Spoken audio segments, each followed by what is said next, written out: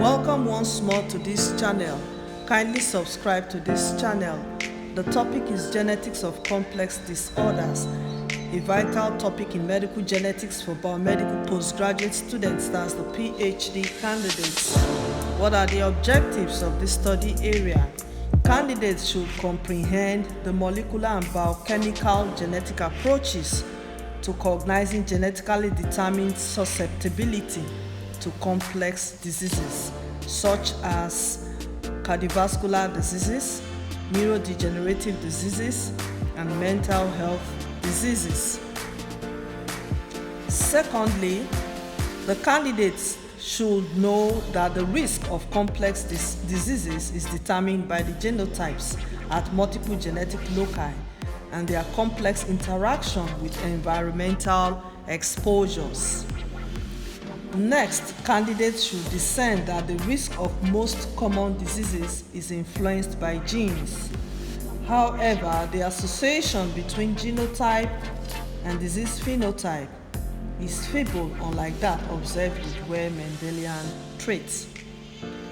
Candidates should cognize the genetic basis for complex disorders, the analysis of genetic influences at the genomic level, the analysis of complex qualitative and quantitative phenotypes through their genetics, and approaches used to pinpoint and characterize variants with causal predisposing roles.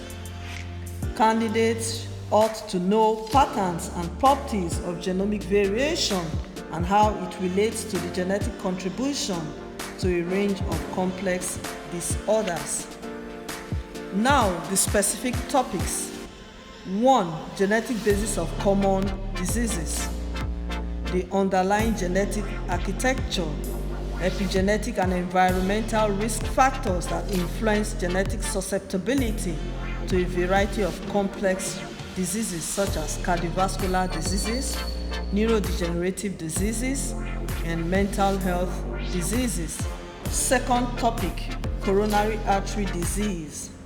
The epidemiology, genetic evidence, heritability of risk factors, atherosclerosis progression, role of lipid metabolism and lipid genes in coronary artery disease, genome-wide association studies of coronary artery disease, familial hypercholesterolemia, clinical features of heterozygous and homozygous familial hypercholesterolemia, the population distribution of heterozygous familial hypercholesterolemia, cholesterol homeostasis, role of low-density lipoprotein receptor gene in familial hypercholesterolemia, structure of the low-density lipoprotein receptor protein, classification of low-density lipoprotein receptor mutations, a brief description of other monogenic disorders that affect plasma low-density lipoprotein cholesterol, and the role of apoprotein E in lipid metabolism and risk of coronary artery disease. Next topic is neurodegenerative disorders, types of dementia, epidemiology and risk factors, Alzheimer's disease, the clinical and pathological features, diagnosis, biomarkers, genetics and possible treatments, Parkinson's disease, etymology, definitions and molecular basis of epigenetics, mechanisms of epigenetics, DNA methylation and chromatin remodeling, RNA interference and microRNA, pharmacogenetics and pharmacogenomics, schizophrenia, epidemiology, risk factors, biological mechanisms, and the genetics. Autistic disorders also will be considered.